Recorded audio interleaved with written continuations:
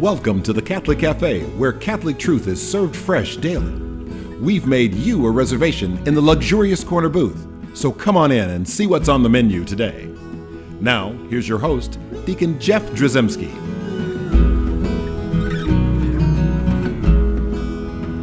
Greetings and welcome to the Catholic Cafe. I'm Deacon Jeff, sitting in the luxurious corner booth of the Catholic Cafe. And Venerable Tom Dorian is here. And also Ziggy Rodriguez That's me. is here. And we are gathered together. We are indeed. In this beautiful place, the luxurious corner booth, to continue our summer of Holy Matrimony. And we've had lots of feedback. And thank you for sending feedback to Deacon Jeff at thecatholiccafe.com. I love hearing from you guys. Just a shout out to Vicky. Vicky, you are a wonderful prayer warrior for us, and you've sent us so many emails, and I know you love the show, and we love having you listen to the show. Thank you, Vicky. Hi, Vicky. Hi, Thank Vicky. you. Yes, and of course, and also just want to say hi to Jean, also, who she's an author, and she actually sent me a little book, and we'll talk about that a little later, not on this show, but another show. Ooh. But we have lots of folks listening to the Summer of Holy Matrimony. Even if you're already married, this is good for you to hear some of the basis or the Catholic understanding of marriage, and we're looking at all aspects, and we're kind of still kind of in the theological part of things, but also if you're thinking about getting married, what you should be looking for and what you should be expecting. These are also things that we use in marriage preparation. These materials that we're talking about. So, and also, you know what we should mention, Sam, you're always hounding me about making sure I tell people that I'd be happy to come and visit your parish to talk about marriage preparation in your parish, or to give talks at a conference or at your parish about marriage and the importance of marriage. Just reach out to me, Deacon Jeff at thecatholiccafe.com, and I would love to come and visit you. And all that said, let's dive into sort of continue along the theological lines of marriage, where marriage comes from, what the church teaches about marriage, and we'll talk about God's love now. God is the author of all love. All love comes from God, right? We see the hashtags that are out there with like love is love and things like that have been popular in modern culture. But it's just not so that, any kind of love is from God. How we define love can be difficult, but the church has always defined it, or rather God has always defined it a certain way. And we have evidence through the scriptures that just from time immemorial, God has revealed himself as a loving God. Deus caritas est, God is love. And how he loves us is beautiful. There are 4 aspects that we can see that are clearly demonstrated by God, that throughout all of history, God has loved us in these 4 ways, or these 4 attributes or aspects of love are identifiable in God's love. So God's love is freely given, right? He doesn't ask for anything in return. He gives it because he wants to give it to us. It is freely given. He loves us totally, right? He loves us to the point of death on a cross, right? And then also he loves us faithfully. He says that he will always be there. Even if we're unfaithful to him, he will remain faithful because he cannot deny himself, St. Paul tells us. And that's an important aspect to understand, that he is always faithful. His love for us, it's covenantal. He's never going to break that covenant. And then, of course, his love for us is fruitful. And we see the fruit of the Holy Spirit in the Trinitarian love, the fruit of creation. And God's love is bountiful and creates. It allows life to exist. And so we see those 4 aspects. So knowing that, right, and understanding that, and remembering that we're made in the image and likeness of God, and we see that marriage is patterned after God's love. We had the whole section. You need to go, if you're just now hearing this, go back to the beginning of this series, the beginning of the summer, and you will see discussions about Trinitarian love and how we see marriage as part of a Trinitarian experience of love. and look at that and realize that all of our love and our marriage needs to model God's love, right? So if God's love is the model of all love, then that includes the one flesh love that we come together in marriage.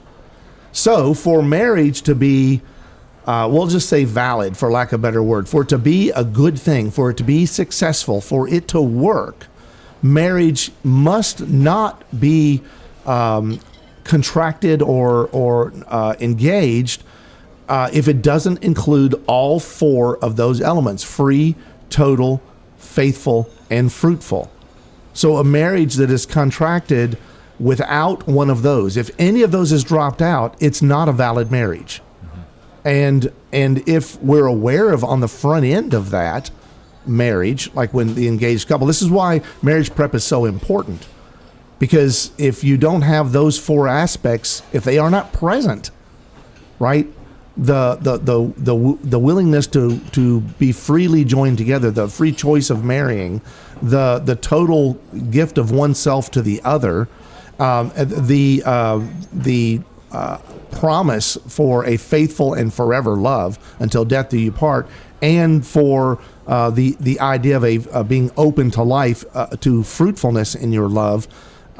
If you don't have one of those, let alone two or three of them, then you can't get married. And that's hard news for some people. They think, but we love each other. It's like, well, is it true and genuine love? So what we want to do is we want to go and spend a little more time in each one of these four aspects to talk a little bit about what those things mean and how we judge those, how we view those, and how God has revealed those to us, especially when it comes to marriage and what the expectation for marriage is. So let's look at free, right? So because that's the first one we mentioned, and so we're going to talk about the idea that, if in the same way that God chose to love us of His own free will, right? He was not forced or coerced in any way. Then if our love for one another in marriage is a reflection of that, that means that we have to freely choose the person that we fall in love with. Right, and also another step to that, God is love. He's also the sheer act of to be itself. So no one required God to choose love as being the highest truth in the universe, right? Like God freely chose love. Like that is basically the mantle of truth that God freely chose for himself. It's the essence of who He is. Is the essence of who He is. That came from a place of freedom, the very choice of love, and love must come from a place of freedom as well. And so, at some point, we might want to sit around and thinking about what's the greatest part of existence, et cetera, and get philosophical. But at the end of the day, God's already told us that deepest grain of truth is love. And we need to trust Him in that and grow in that, but it has to come from a place of freedom. It all begins from a place of freedom. Yeah, exactly. And it's what He has revealed about Himself. You mentioned the fact that, you mentioned the word truth. Yeah. And that's it. The essence of God is truth. And what is that truth? That truth is love freely given. Yeah. Right? And that is just who He is by definition and by revelation. Love truly freely given, and that's what's important, and that's why our marriage that we're getting ready to engage in, if it needs to be something that is freely given. So if God didn't marry Israel as we used in that, or He revealed in Isaiah in that prophetic book. He didn't marry Israel because He felt sorry for them, or because He felt obligated in some way. Well, I guess I made these people, I suppose I should love them. It's not that. He made them out of love and made them for love, made all of us out of love and for love and by love and through love. And so then love is that, I won't say the glue that holds us together so much as maybe the essence of life, of divine life that pours and flows through us, that sustains life. That's love. It's also viewed as grace, divine life, all of these things. And so if this is freely given, then when we're getting ready to get married, or we think we like somebody so much that it's like, I think I want to spend the rest of my life with this person, we need to examine, are we getting married because this love is freely given? In other words, there can be no coercion. There can be no imitation. There's no intimidation, right? No compulsion, no pressure, no force of any kind. Right, there's a really unseemly term that we've all heard before, like it's called a shotgun wedding, and you know what the parameters for that are, right? But the point of that is when you're in a situation where people are putting pressure on you to get married, that's not love freely given. That doesn't mean that two people who have had a child out of wedlock, right, can't fall in love and be in love freely and love each other and have a very happy, successful, and beautiful marriage. I'm not saying that. But what I am saying is if there's any kind of force or coercion or pressure involved, and that's the reason they get married, I can tell you when we get to the point where we're talking about divorce statistics, we're going to realize there's a very high divorce rate there because they are not freely choosing to get married, right? So a couple that comes together and they choose to be together freely, right? Then that's definitely that's a good start. That's one of the four, right? Hey, what about arranged marriages? I know that doesn't happen in our culture, in our part of the world as much. No, so but the rest of the world, is that even out there in the Catholic Church? So I don't know that I don't think that that's out there in the Catholic Church. What I guess what I would say is you're going to find that's a cultural thing in other countries, right? In other cultures, there is the reality of that. And I'm not going to say, I don't know as much about that. It's just not our reality, especially in the United States of America.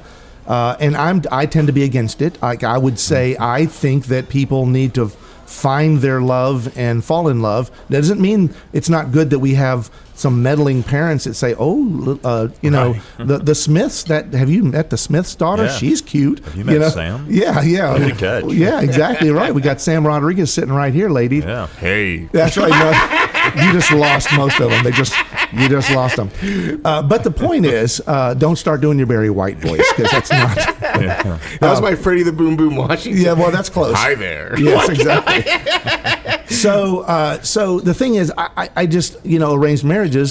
I'm not saying that they don't end up in a good place all the time, or that they can't end up in a good place.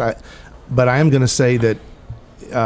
That's it can be a form of force and coercion. Right. Yeah. I would say like with the arranged marriage, the bigger concern is one of the spouses only getting married to please their parents, and that's what's going on, because that would be that coercion aspect or social coercion if it's not familial coercion.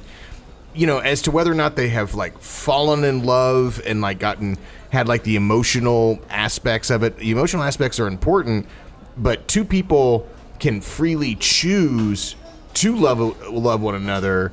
As a free act of the will. It normally is accompanied by emotions. It normally is accompanied by that. But the bigger concern would be more so: is somebody doing this to please other people right, or to bring nations together, like nobility when kings and whatever, they would offer their daughter, they want to have a truce with Spain or whatever, and it's like, well, you're going to have a Spanish wife, son. The prince has to marry the Spanish princess or whatever, or Fredonia, whatever. yes, you've been watching too many movies. Now I will also say that even in some of the modern cultures I've seen where there is arranged marriage, there is arranged marriage, there is still like people are sending like resumes over to be considered, and I think that I've seen a couple of movies where the parents are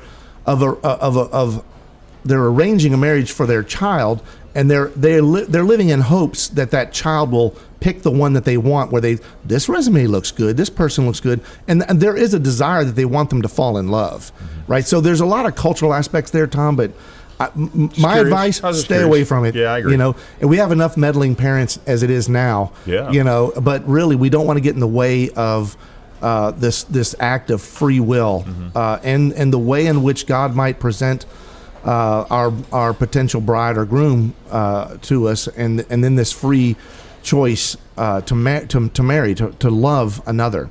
Now, I will also say this aspect of free has another way to look at it. Not only do you want to freely choose someone, but essentially you have to be able to be free to choose. And what that means is the church is very concerned. And if you get married in the Catholic Church, one of the first things you do is you fill out what most dioceses call a prenuptial investigation. Now that sounds like the FBI has been called in, and they investigate. But there is an investigation on the front end of a Catholic couple or a couple getting married in the Catholic Church, to find out a bunch of, like, first of all, names and addresses and phone numbers and information and dates and all those kind of things. But then also to find out, are each of these spouses, are they free to get married? Right? Are they freely able to make these choices? Are they currently bound by, like, it just so happens that this the woman you fell in love with has vowed herself to a religious community? Well, that's a problem, right? She is not free to marry, right? She is basically, and the same thing with a young man who's given himself to the priesthood. He is not. There's a canonical process that must take place, and a lot of things have to be untangled for that to take place.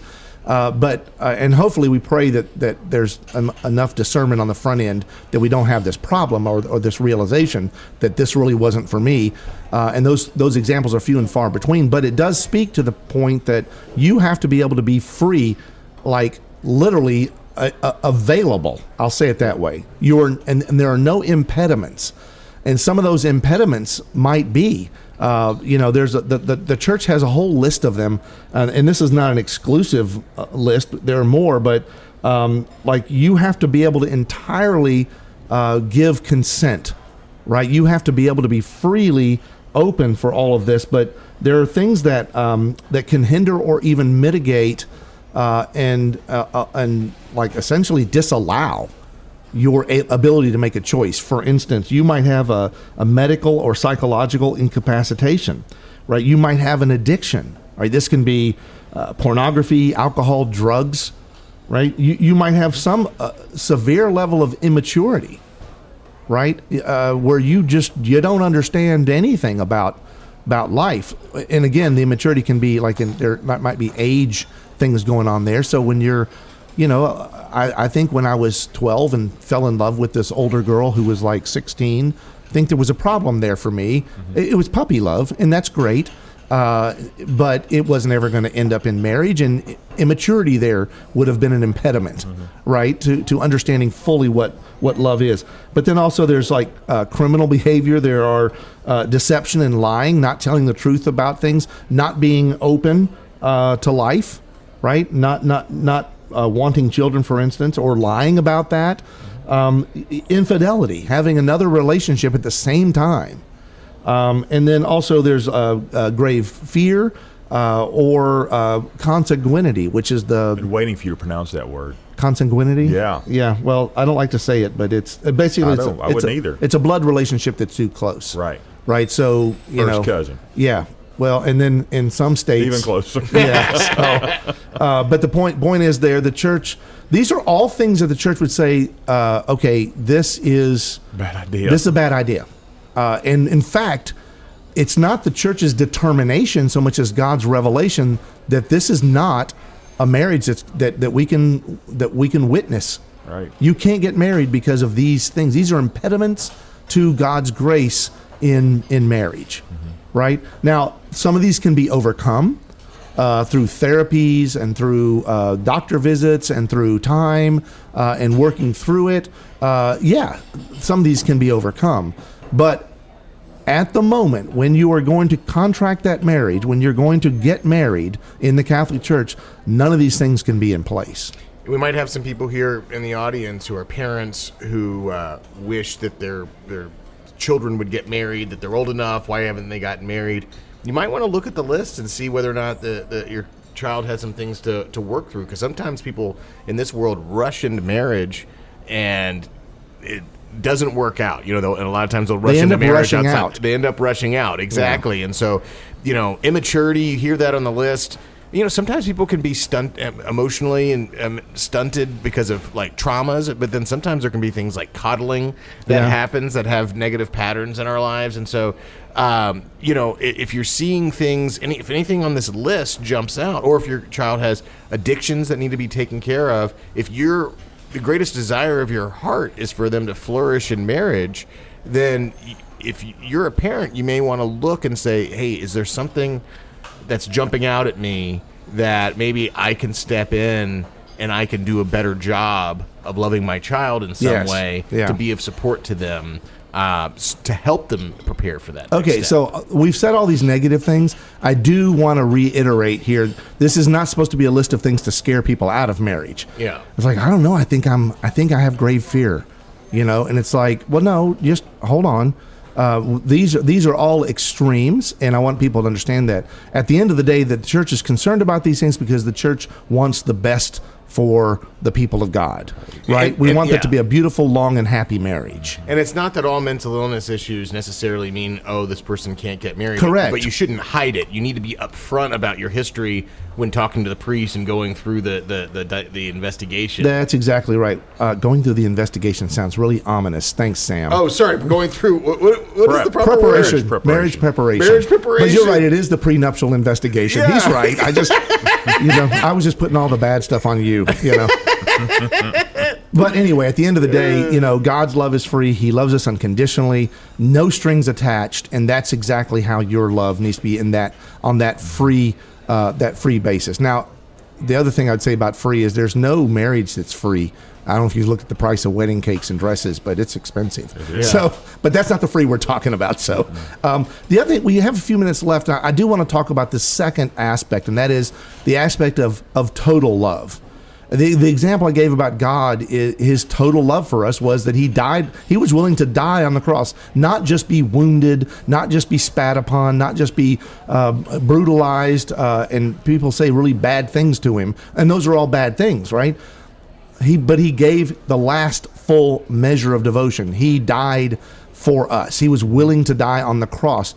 Well, in the same way, we have to give ourselves to the other in marriage 100%. We hold nothing back, right? We hold absolutely nothing back. In fact, I would go ahead and say 110%. We it's a total self-gift of one to the other. And anything less than that, it's not going to be a love that the church can recognize as total love that is suitable for marriage. There has to be 100% total self-gift of one to the other. So that's like all the things we've talked about, finances and the fact that you shouldn't have prenuptial agreements. It's like, well, I'm going to hold on to my money. It was my money before. Well, now you're not totally freely giving yourself in every aspect of yourself. You can't hide money either. That's right. That's right. That's exactly right. And anything less than a free and total gift. And this total gift, it includes, like in our sexuality, giving ourselves totally to the other. No other partners, no other sexual, we'll just say dalliances, outside of the marital embrace, nothing. Right? And in the marital embrace also, contraception. This is part of the idea that, like, contraception is saying, I love you with every ounce of my being, but not this one little part of me, this life-giving part of me. I'm holding that back, right? I'm keeping that from you. Well, that's not a total self-gift. That's, we'll talk about that when we come to, this idea of having a fruitful marriage or being open to life. But the thing is, total self-gift means every aspect, physical, mental, psychological, and certainly spiritual, our hearts just given to the other. This idea of this free and total gift of self in love is really, it all kind of starts here. You got me hungry for total cereal. Yes, I know. This is a different kind of total. You need to have your morning brand.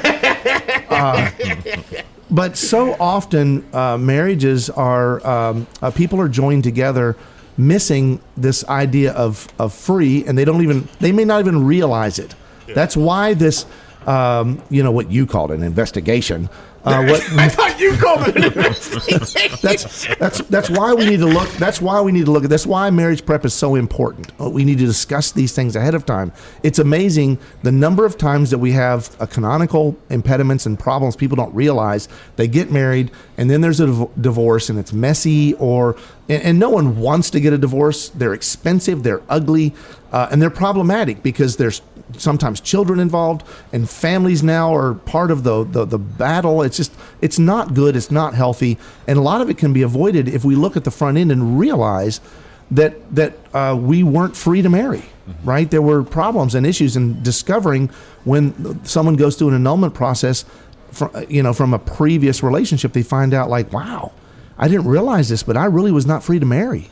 Because, this person was either disingenuous or lied about wanting to have children or about not loving anyone else and it's like all of a sudden you start to realize, wow, I didn't even realize that was the case. And then also this idea of total. We have got to get beyond this selfish world that we're living in and realize that we've got to be totally vulnerable, open, and selfless. With the other, and it's not about me, it's about us, right? That one flesh relationship. And because to be one flesh, you've got to give up you being the most important part of that relationship. That's no longer true, right? You're being transformed by the love of God in your love for each other. And so when we model that Trinitarian love, that total self-gift, that total love for Father, for Son, Son for Father, that it spirates in eternity, the Holy Spirit, when we model that free and total gift of love is what's the glue that's going to start this thing just in the right way. Mm-hmm. So let's just ask the Blessed Mother to be with us as we are contemplating all of these aspects of marriage. Hail Mary, full of grace, the Lord is with thee. Blessed art thou among women, and blessed is the fruit of thy womb, Jesus. Holy Mary, Mother of God, pray for us sinners, now and at the hour of our death. Amen. Thanks for listening to the Catholic Cafe. If you'd like to contact Deacon Jeff, send him an email at deaconjeff@thecatholiccafe.com. Visit us on the web at thecatholiccafe.com. You can also find us on iTunes or follow us on Facebook and Twitter. The Catholic Cafe is brought to you by the Order of Malta, Federal Association. Join us again at the Catholic Cafe, serving up salvation one cup of coffee at a time.